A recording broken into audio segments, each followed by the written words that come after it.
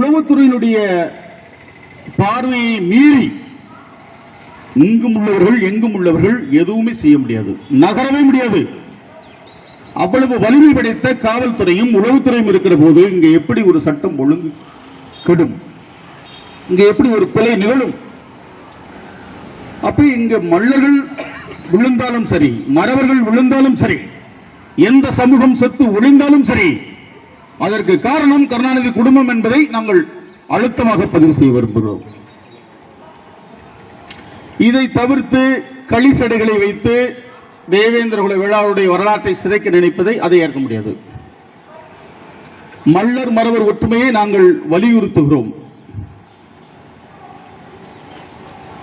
20 ஆண்டு கால பதிவை நீங்கள் பார்க்கலாம்.